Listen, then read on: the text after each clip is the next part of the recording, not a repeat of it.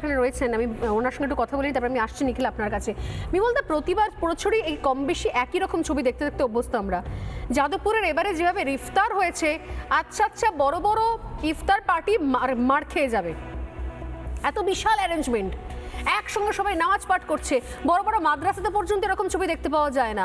সেখানে male female আলাদা করে দেওয়া হয়েছে। যাদবপুরে প্রগতিশীল তারা নাকি সাম্যের জন্য, গাহি সাম্যের গান টাইপের, সাম্যের জন্য নাকি লড়াই করে, ইকুয়ালিটি নিয়ে লড়াই করে, তাদের এলজিবিটি কিউ সহ আরও অনেক আন্দোলন চলে। সেখানে তারা একসঙ্গে একটা ধর্মের, তাদের ধর্মাচরণ করার জন্য একসঙ্গে নারী পুরুষকে পর্যন্ত পাশে রাখার ভরসা পায়নি। মেল ফিমেল আলাদা করে দিয়েছে, মাঝখানে একটা সরু সাদা পর্দা করে দিয়েছে। তাদের সমস্যা হয়ে গেছে, তারা আজকে বলছে, আমি শোনাতে পারছি না অনিয়ারে, তাই বিপ করছি, আমার মুখে বলতে অসুবিধা নেই, হিটলারকে পিল্লকো গোলি মারো সালোকো, এটা তারা শ্রীরামচন্দ্রের মূর্তির সামনে দাঁড়িয়ে দাঁড়িয়ে স্লোগান দিচ্ছেন। নিখিল নিশ্চয়ই পরবর্তীকালে আরও ডিটেলে বলতে পারবে এটা কি কালচার চলছে। না, তোমাদের একটা কথা বলি, তার আগে তোমাদের ওই লেখা লাইন দিয়ে আমার একটু প্রশ্ন আছে। তোমরা লিখলে বামেরা কি আদতে হিন্দু বিরোধী জিজ্ঞাসা চিহ্ন। আচ্ছা, জিজ্ঞাসা চিহ্ন কেন দিলে? না, নেই তো জিজ্ঞাসা চিহ্ন নেই। হিন্দু বিরোধী, আমি অবিলম্বে এটাকে এডিট করতে বলবো। এডিট করে দাও।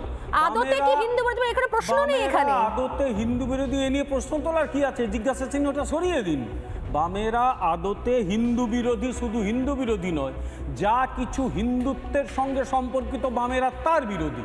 সুতরাং এটা নিয়ে প্রশ্ন তোলার কোনো কারণ নেই। আসলে বামেরা ভারতীয় জাতীয়তাবাদের বিরোধী। ভারতের জাতীয়তাবাদের বিরোধী কেন?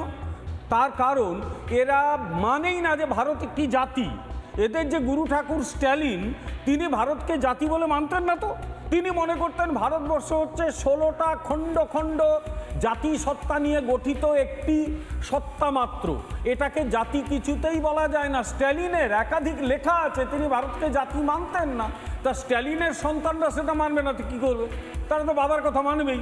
এদের বাবা লেনিন, এদের বাবা স্ট্যালিন, বাবাদের কথা এরা কিন্তু বাবাকে ঠিক মেনে চলে। বামপন্থীদের ওই যে পিতৃভক্তিকে আমি সম্মান দিই, তারা লেনিন স্ট্যালিন যা যা বলে গেছেন ঠিক মেনে চলে। যেরকম লেনিন বলে গেছিলেন যে সব জাতির স্বাতন্ত্র্যের অধিকার আছে, যার জন্য 1947 সালে ওরা দেওয়ালে দেওয়ালে লিখেছিল আগে ভারত ভাগ হবে, পরে ভারত স্বাধীন হবে। তো বাবা বলে গেছিল, ছেলেরা তো বলবেই ওটা।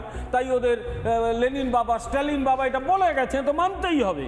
আমি একটা কথা বলি, সেটা হচ্ছে এরা একটা অদ্ভুত, ভারতের বামপন্থী ঐতিহাসিকদের লেখাগুলো পড়বে, তারা সব সময় একটা অদ্ভুত কনসেপ্টের উপর গুরুত্ব দেয়। আমি একটু লেখাপড়ার জায়গায় আসছি, যে ভারতবর্ষ বৈচিত্র্যময় একটি সত্তা মাত্র। ভারত নাকি জাতি কোনো কালে ছিল না। ভারতবর্ষকে জাতি এসে করলো ব্রিটিশরা। ব্রিটিশের যে মানে এখানকার তাদের যে আধুনিক শিক্ষা, ব্রিটিশের প্রশাসনিক ঐক্যবদ্ধকরণ, তার জন্যই নাকি ভারতবর্ষ জাতিতে পরিণত হলো। তার আগে ভারত বলে কোনো ধারণা ছিল না। এরা ভুলে যায় যে এখানে মোগলরা যত বড় সাম্রাজ্য করেছিল, তার চেয়ে অনেক বড় সাম্রাজ্য করেছিল সমুদ্রগুপ্ত। আচ্ছা, সমুদ্রগুপ্ত এত বড় সাম্রাজ্য করেছিল বলে ওই একজন বামপন্থী, তার লেখা ছিল কি সূর্য শিকার, তার নাম উৎপল দত্ত। সমুদ্রগুপ্তকে ঠাট্টাইয়ার কি করে তিনি মানে থিয়েটার করেছিলেন, কারণ সমুদ্রগুপ্ত তো অখণ্ড ভারতের এক প্রতীক, তারা সেটা মানতো না। আচ্ছা, আমি আরেকটা প্রশ্ন করছি, এরা নাকি মনে করে শিক্ষা প্রতিষ্ঠানে কোনো রকম ধর্মীয় অনুষ্ঠান থাকা উচিত নয়। আমি অধ্যাপনা করার সূত্রে গত প্রায় 38 বছর পশ্চিমবঙ্গের বহু কলেজে ঘুরেছি। একসময় প্রায় সব কলেজে ঘুরেছিলাম, পরবর্তীকালে নতুন কলেজ হয়েছে, যাওয়া হয়নি। আচ্ছা, মৌলানা আজাদ কলেজে গেছে এরা? মৌলানা আজাদ কলেজে মুসলিমদের ধর্ম পালনের একটা জায়গা কিন্তু রাখা আছে, আছে কিন্তু আমি যতদূর মনে পড়ছে মৌলানা আজাদ কলেজে একটা ঘর রাখা আছে, একদম নামাজ পড়ার জায়গা রাখা আছে। আমার প্রশ্ন এসএফআই এর ওই নেতাদের, তোদের হিম্মত আছে গিয়ে ওটা বন্ধ করার? আমিও চাই না বন্ধ হোক, কারণ অনেকদিন ধরে চলছে, চলুক, কিন্তু হিম্মত আছে ওটা বন্ধ করার? হিম্মত নেই। এরা হিন্দুদের ওপর আক্রমণ করতে আসে। আসলে আমি লাস্ট লাইনটা বলে দিই, আসলে কারণটা কি? কারণটা হচ্ছে এরা ইসলামী মৌলবাদ এবং বাম মৌলবাদ কিন্তু একই। তারা কেউ দেশ মানে না, ইসলামী মৌলবাদও দেশ মানে না, ইউনিভার্সাল ব্রাদারহুড। এদেরও মনে করে দেশ নয়, দুনিয়ার মজদুর এক হোক, workers of the world unite. আরেকটা লাস্ট লাইন বলি, এদের এক এসএফআই নেত্রী একবার সগর্বে একটা বইয়ের ছবি তুলেছিল। বইয়ের লেখক হচ্ছেন মৌলানা ভাসানী।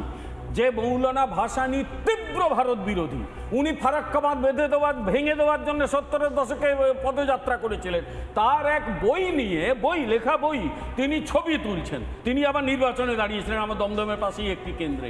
এরা আসলে তীব্র ভারত বিরোধী, এই বামপন্থীগুলো হিন্দু বিরোধী। এই বামপন্থী থেকে যেগুলো তৃণমূলে গেছে, তৃণমূল করে তারা একই, অর্থাৎ একটা অদ্ভুত শাসন চলছে। সিপিএম, প্রাক্তন সিপিএম, নকশাল, প্রাক্তন নকশাল, যেগুলো তৃণমূলে আশ্রয় নিয়েছে, সব মিলিয়ে একটা তীব্র হিন্দু বিরোধী একটা গোষ্ঠী পশ্চিমবঙ্গের শিক্ষা জগৎকে কন্ট্রোল করছে, শাসন ব্যবস্থা কন্ট্রোল করছে। সুখের কথা হয়তো কেন, একেবারেই আমি নিশ্চিত না, এটা আর 2-2.5 একই। মাস পরে এটা থাকবে না, পরিস্থিতির উন্নতি হবে। আমি কারণ জানি না এরা 2-2.5 সরকার মাস থেকে পরে গেলে কি হবে উন্নতি সেই রাজনীতির কথা আমি জানি না, কিন্তু আমি জানি যে ছবিটা কলেজ ক্যাম্পাসে দেখতে পাওয়া যাচ্ছে সেই ছবিটাই কিন্তু বিভিন্ন জায়গায় বিভিন্ন প্রান্ত দেখতে পাওয়া। নানা ধরনের কন্টেন্ট দেখার জন্য লাইক করুন, শেয়ার করুন আমাদের ফেসবুক পেজ, সাবস্ক্রাইব করুন আমাদের ইউটিউব চ্যানেল। পাশাপাশি অন্যান্য ব্রেকিং নিউজের জন্য অবশ্যই চোখ রাখুন রিপাবলিক বাংলায়।